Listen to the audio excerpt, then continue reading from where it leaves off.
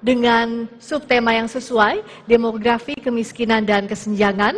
Waktu Anda bertanya 30 detik dihitung pada saat mulai berbicara. Silakan. Ya, terima kasih Ibu Khofifah, karena Ibu sebagai gubernur 5 tahun kemarin, saya berkali-kali ke Madura dan kemudian mereka bilang, Bu, Madura ini masih bagian dari Jawa Timur apa enggak? Karena kemudian merasa dikiwo, merasa kemudian termarginalkan. Apa langkah-langkah yang akan Ibu lakukan untuk bisa meningkatkan posisi status kesejahteraan dan juga ekonomi bagi masyarakat Madura?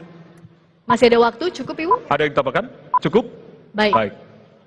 Berikutnya? Ya, dan kami persilakan kepada calon gubernur nomor urut 2 untuk menjawab pertanyaan. Waktu Ibu 1 menit 30 detik dihitung pada saat Anda berbicara. Silakan Ibu. Ya, baik, terima kasih. Tentu yang ingin saya sampaikan adalah kami sudah melakukan pembangunan pelabuhan jangkar untuk memuliakan masyarakat Madura Kepulauan. Pelabuhan jangkar ini memang di situ Bondo, tapi melayari wilayah-wilayah kepulauan yang ada di Madura. Kami juga kemudian membangun pelabuhan di Tungkek. Kami juga membangun pelabuhan di Gili Iang. Kami juga melakukan renovasi pelabuhan di Masa Lembu. Semuanya adalah untuk membangun koneksitas masyarakat Madura Kepulauan. Kami kemudian juga bersama PLN, kami menyiapkan PLTS sudah, jadi bukan akan, sudah kita lakukan PLTS di 22 pulau yang ada di Sumeneb. Harapan kami adalah mereka terkoneksi power plant, mereka terkoneksi perhubungan lewat laut, dan untuk kesehatan kami ingin menyampaikan bahwa kami setiap tahun 4 kali kami kirim kapal dengan dokter-dokter spesialis, kemudian mereka memberikan layanan-layanan kesehatan di pulau-pulau yang ada di Madura. Kami berharap bahwa ini cara kami memuliakan masyarakat Madura dan cara kami membangun keberdayaan mereka, termasuk di dalamnya adalah pada saat musim kemarau seperti sekarang. Dulu ketika masih kami aktif bersama Mas Emil, kami harus kontak dengan KSAL, kami pinjam KRI untuk memberikan bantuan air bersih kepada mereka yang ada di kepulauan. Terima kasih, waktu habis. Mohon tenang, Ibu Bapak. Mohon tenang. Kita akan lanjutkan ya. Berikutnya kami beri kesempatan Cagup nomor urut 1 menanggapi jawaban Cagup nomor urut 2. Waktu Anda 1 menit dihitung saat mulai berbicara. Iya, kalau bagi saya akhirnya dengan penjelasan dari Ibu Khofifah itu, jembatan Suramadu masih sebatas menjadi jembatan rakyat tapi belum menjadi jembatan ekonomi. Penting untuk memastikan bahwa hilirisasi pertanian, peternakan, lalu juga perikanan itu bisa didongkrak dan bisa didorong di Pulau Madura. Di sana memiliki garam, kenapa kita tidak dukung ekosistem pergaraman yang membuat garam di Madura memiliki kandungan NaCl 97 sehingga bisa diserap oleh industri dan kita tidak perlu impor lagi garam. Tahunan kita ini impor garam itu triliunan, sementara garam itu ada di depan mata kita. Itu cara kita menolong Madura, cara kita mengungkit kesejahteraan Madura, dan cara kita mencintai Madura. Yang kedua ada ekosistem tentang pertanian. Di sana dulu adalah tempatnya gandum, tempatnya jagung. Tapi kita impor jagung juga triliunan. Andaikan kita mendukung ekosistem di sana, maka Madura menjadi sumber pangan jagung terdepan di Indonesia. Terima kasih. Masih ada waktu? Mau cukup? Ibu, Cukup? baik. Baik. Ya. Baik. Dan kita akan lanjutkan, kita akan berikan kesempatan kepada calon gubernur nomor urut 3 untuk merespon jawaban dari calon gubernur nomor urut 2 dan 1. Waktu Ibu 1 menit dimulai pada saat berbicara. Silakan. Terima kasih. Yang pertama adalah tanpa adanya infrastruktur yang baik di Madura, maka itu akan menjadi kesulitan. Yang pertama adalah masalah air. Di mana beberapa titik yang saya kunjungi, semua kekurangan air. Jangankan untuk pertanian, untuk kehidupan sehari-hari saja tidak ada. Yang kedua, ada lagi di sana, tadi disampaikan Bu Lulu udah betul, bahwa ada garam di sana. Kenapa enggak kita rubah jadi garam industri? Yang kemudian yang ketiga, ada masalah tembakau. Di sana juga ada.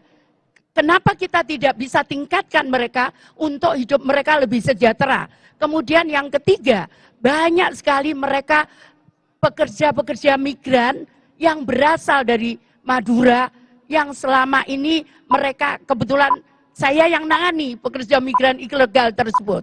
Seperti itu. Baik. Masih ada waktu, Masih ada waktu, Ibu? Cukup? Cukup? Baik. Terima kasih. Terima kasih.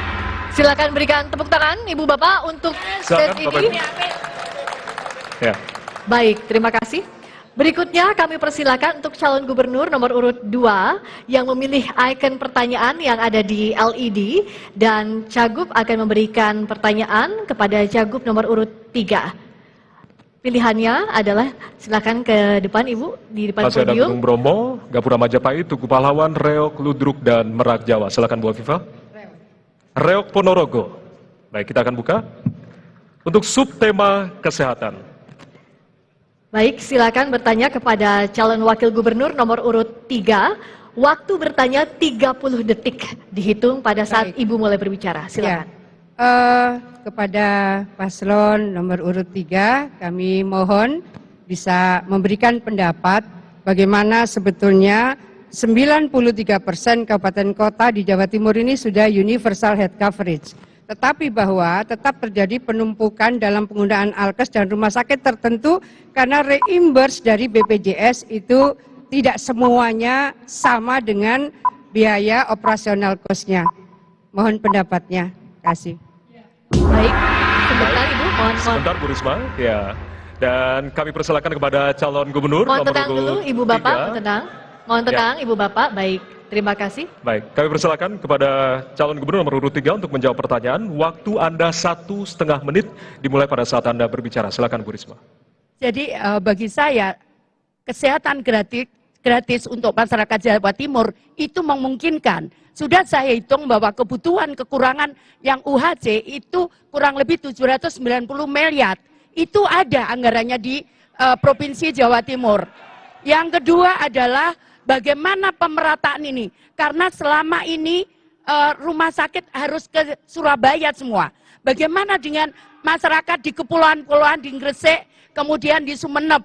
Terlalu jauh mereka kalau berobat di Surabaya, terutama untuk yang penyakit-penyakit berat seperti jantung, kemudian otak, kemudian ginjal, dan kemudian juga stroke. Nah, karena itu kita akan menciptakan di 5 Bakorwil itu adalah rumah sakit setara dengan rumah sakit Dr. Stomo. Dengan memfasilitasi dokter beredar ke seluruh wilayah 5 Bakorwil itu serta memberikan beasiswa untuk para dokter dan peralatan untuk di 5 Bakorwil itu. Seperti itu. Masih ada waktu Ibu? Baik, Baik, cukup. sudah cukup Ibu? Baik. Berikutnya, mohon tenang Ibu Bapak, mohon tenang terlebih dahulu. Kita akan lanjutkan ya Bapak Ibu ya. Baik, terima kasih. Jadi kita akan menyiapkan Baik, mohon maaf Ibu, tadi kita sudah berikan kesempatan. Untuk Baik, bertanya, ya. tapi Ibu sudah mengatakan cukup. Terima kasih. Berikutnya, kami persilakan kepada calon gubernur nomor urut 2 menanggapi jawaban dari calon gubernur nomor urut 3. Waktu 1 menit dihitung pada saat berbicara. Silakan. Baik, terima kasih. Jadi universal health coverage ini sesungguhnya reimburse-nya oleh BPJS Kesehatan itu banyak yang di bawah operational cost. Ada penggunaan alkes tertentu, hanya di reimburse 60%. Maka RSUD tidak mau melayani itu dan kemudian dirujuk oleh berbagai rumah sakit milik Pemprov. Karena Pemprov Jawa Timur punya 14 rumah sakit. Nah, kemudian kami ingin sampaikan, izin Bu Risma pasti paham, bahwa setiap pelayanan kesehatan, kalau memang itu dengan sekian spesialis, pasti ada proses perizinannya. Jadi tidak bisa bim salah bim memberikan layanan kesehatan karena ini oversupply spesialis mana. Jadi beliau punya niat luar biasa, pemerataan layanan kesehatan harus kita lakukan. Tapi kami izin Bu Risma juga sedang menyiapkan rumah sakit tipe B di Pamekasan supaya masyarakat Madura bisa mendapatkan layanan lebih baik. Terima kasih, waktu habis. Ya. Dan selanjutnya kami persilakan kepada calon gubernur nomor urut 1 untuk bisa merespon jawaban dari calon gubernur nomor urut 3 dan nomor urut 2. Waktu Anda 1 menit dihitung pada saat Anda berbicara, Ibu. Iya, terima kasih ya. Saya kok berharap kita lebih punya inisiatif yang juga lebih progresif lagi.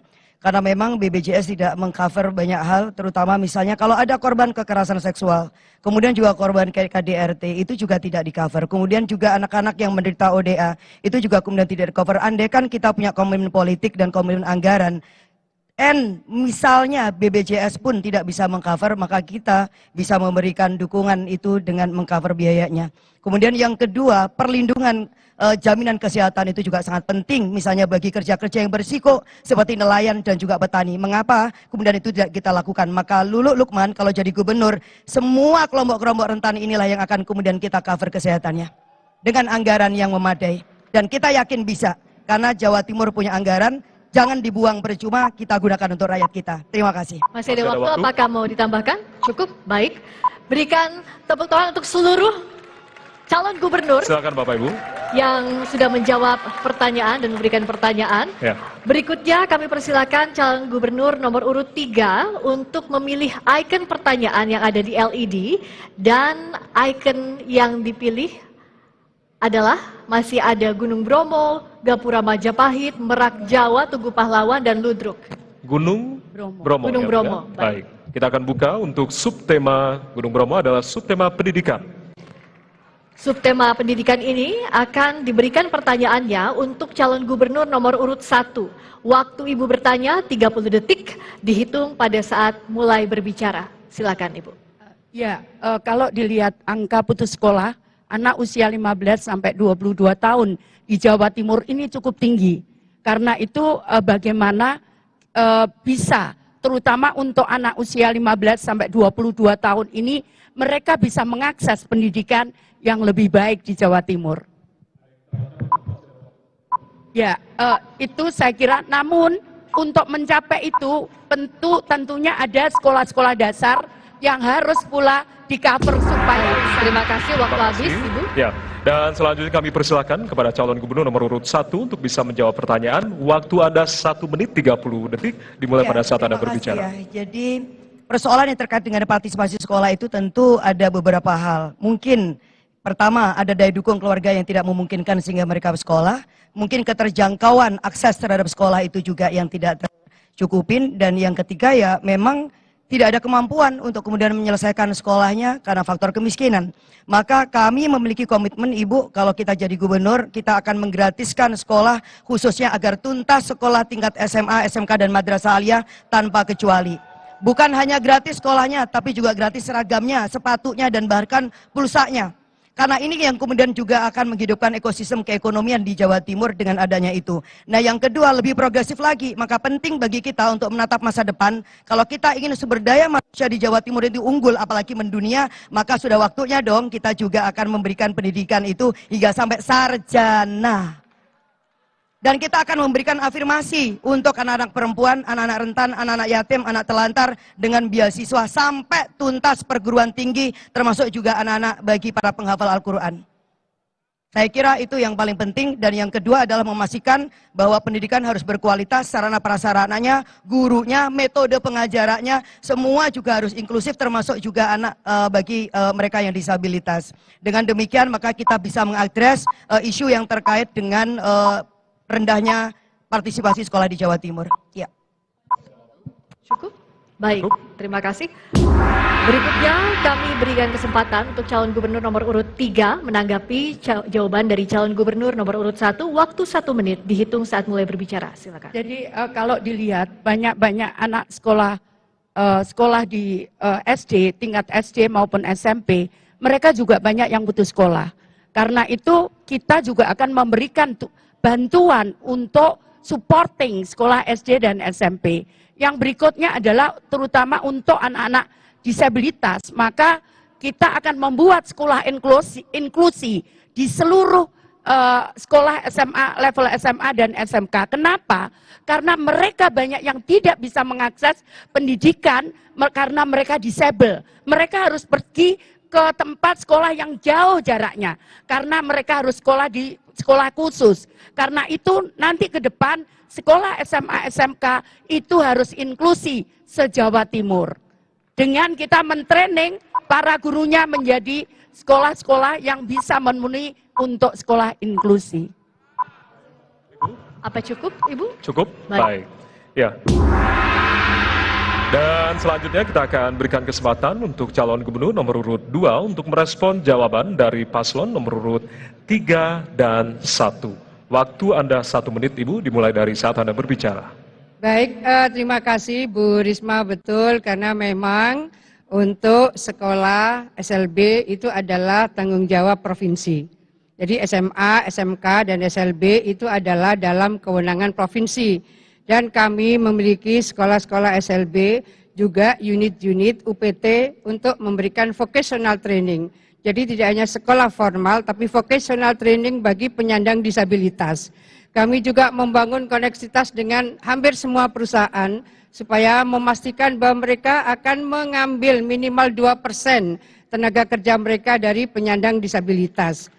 Oleh karena itu, apa yang menjadi harapan besar Ibu Risma, insya Allah kami sudah melakukan dan mudah-mudahan ke depan bahwa bos dari pusat itu, izin Bu, itu sudah langsung ke kabupaten.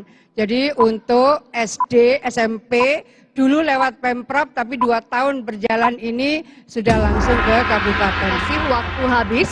Baik. Silakan berikan tepuk tangan. Kita berikan tepuk tangan sekali lagi para untuk calon gubernur yang saling bertanya Ya. di sesi ini, dan selanjutnya kita akan memberikan kesempatan kepada calon wakil gubernur untuk saling bertanya. Tentunya semakin seru dan juga semakin hangat suasana di malam hari ini. Untuk itu tetaplah bersama kami di debat ke-1 Pilgub Jatim 2024.